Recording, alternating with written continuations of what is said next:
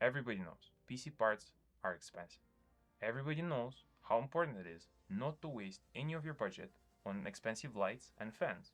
Everybody knows to focus their budget on things that give the biggest performance gains. It's really uncommon though to hear the same things about gaming peripherals. And it's very easy to overspend here, going for expensive materials or fancy brands. Today I want to take a look at 3 price brackets starting from $20 for a mouse and keyboard combo all the way up to, wait, what? And figure it out. Is it even worth paying more? Let's enter. When it comes to cheap stuff, first of all, people think of Amazon or AliExpress, and you won't be wrong. These places are full of dirt cheap gaming peripherals, and our tier 1 comes exactly from a place like that. Amazon Basics set. Keyboard and mouse combo for $20 delivered to your door in less than a day. This set doesn't offer exceptional quality, rigidity, or high-end sensors. It offers a backup solution in case your previous mouse was eaten by your dog.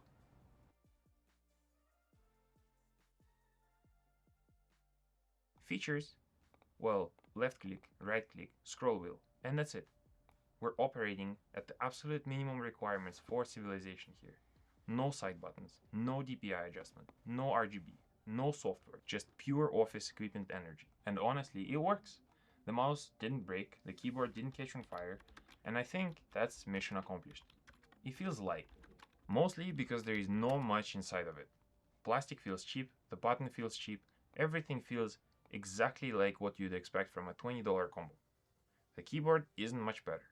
The keys are mushy, the chassis is plastic, and the flex, oh, the flex.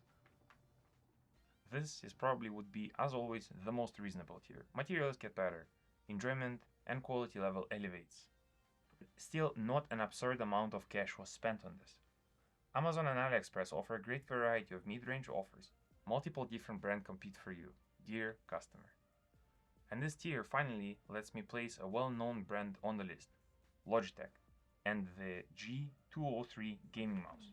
At around $30, it's Logitech's entry-level gaming mouse. The shape is comfortable, the build quality feels solid. The clicks are crisp, and unlike the Survivor tier mouse, it actually feels designed for gaming.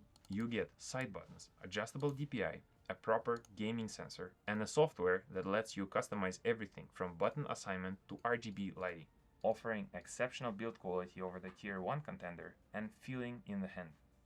The keyboard though would still be from a brand that you never heard of.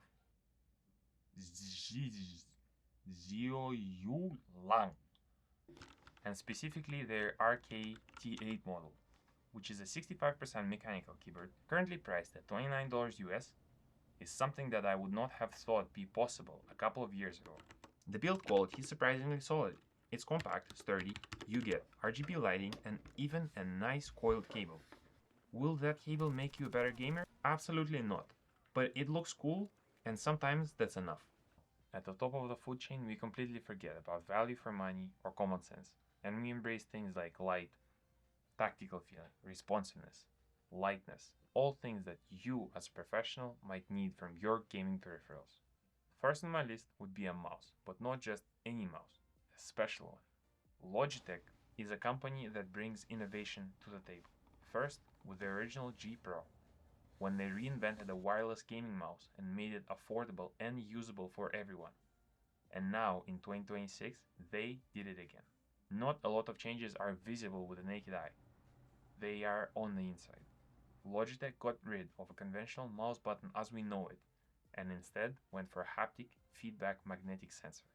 Something I didn't think of much until I tried it, and let me tell you, now I don't want to go back.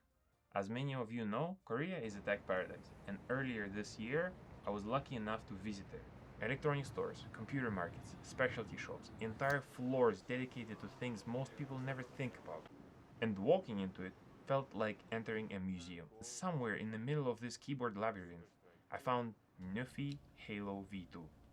Immediately, it stood out. Not because it was covered in aggressive gamer aesthetics, not because it had the most RGB. Every key press had that deep, satisfying sound keyboard enthusiasts obsess over online. The kind of sound that makes you want to keep typing even though you have nothing left to type. So which one would I actually choose? And the answer might surprise you. because I'd still go for the original G Pro Wireless. As the Superlight X2 is incredible, I'm not a professional esports player. I don't need every last millisecond. And because G Pro Wireless has been around for years, discounts are everywhere. I picked mine up for around 120 bucks, and honestly, that's one of the best peripheral purchases I've ever made. As for keyboards, that's where things changed. When I started this channel, typing became something that I actually do every day. And because of that, my priorities changed. The Nuphy Halo V2 completely took over my common sense and permanently lives on my desk now. Not because it makes me better at games or makes me faster, but because it gives me that extra piece of enjoyment when using my computer every day. If you mostly play game and occasionally type an email, I'd still recommend the ZIYOU. For the money, it's ridiculously good. An Amazon Basics combo will happily sit in your drawer until that one moment to save your day. And expensive gaming peripherals won't make you a better gamer or a faster typer, but they make an everyday process of using your computer just a little bit better. And that might be enough.